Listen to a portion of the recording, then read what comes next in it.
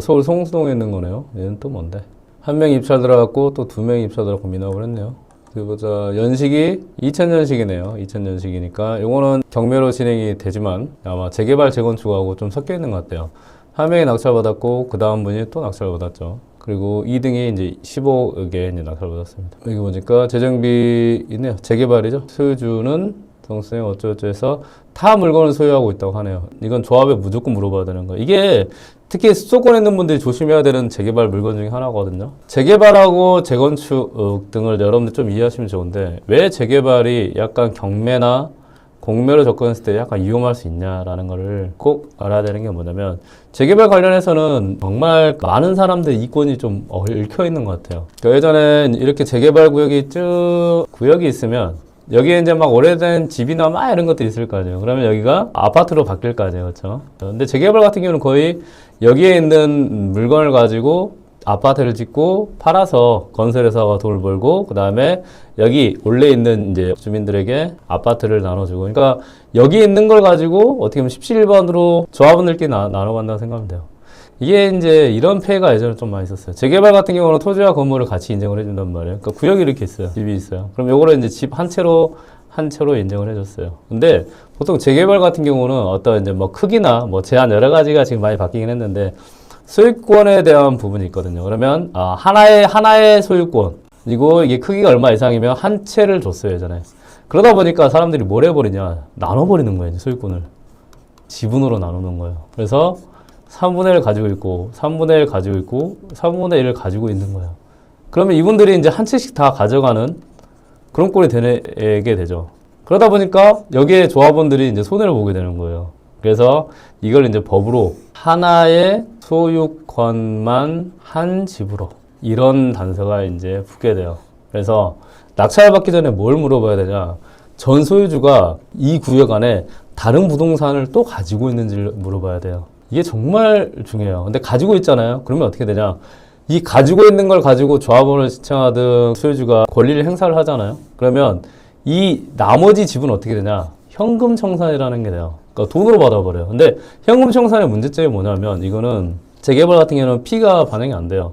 그렇기 때문에 순수 저기서 이제 감정평가하고 여러 가지 부분이 있거든요. 그런 것만 인정이 된단 말이에요. 그러니까 말 손해봐요, 손해.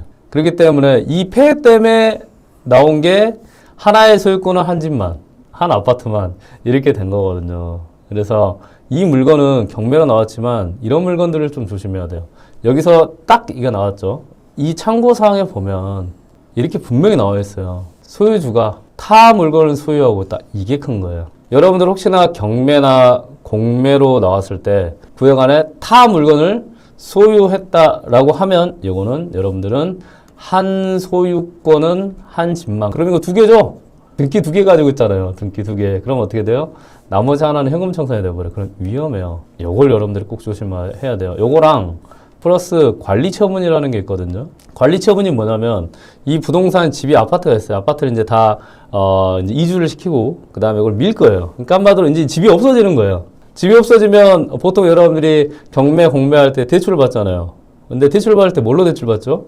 담보대출을 받는단 말이에요. 그러면 그 담보대출 받을 집이 없어지는 거예요. 그러면 관리처분 인가가 나오면 대출이 안 될 경우가 많아요. 그래서 이 두 가지 케이스가 가장 위험해요. 재개발에서. 이렇게 하나의 소유권은 하나, 그리고 대출. 이게 정말 여러분들한테 중요한 겁니다. 그래서 이거는 경매 권리 분석에 대한 문제가 아니고 이 집이 재개발로 인해서 다른 새 아파트로 바뀌었을 때 이 새 아파트를 가져오느냐 못 오느냐가 중요한 포인트라고 생각하시면 돼요. 아마 이거는 못 왔기 때문에 이 물건은 사람들이 미납을 했던 걸로 추정이 됩니다. 그리고 이런 경우가 진짜 위험하죠. 만약에 이렇더라도 여러분들이 혹시나 이런 물건을 낙찰받으면 일단 무조건 불허가를 신청을 해야 돼요. 불허가를 무조건 신청을 하는 게 좋습니다. 여기 보면 체육관 매수인이 열람 신청하고 불허가 신청을 했어요. 근데 아마 받아들이지 않았을 건데 이 불허가 신청을 아마 이렇게 했을 가능성이 높아요. 나는 이게 아파트로 나올 거라고 생각했는데 안 나오더라. 그래서 불허가를 신청한다. 이러면 안 돼요.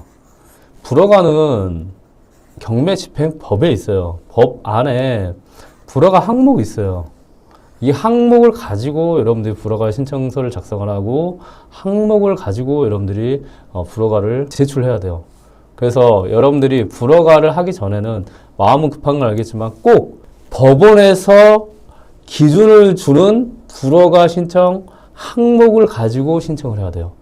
법원에는 이게 아파트로 안 되기 때문에 불허가 신청을 해야 됩니다. 이런 게 없거든요.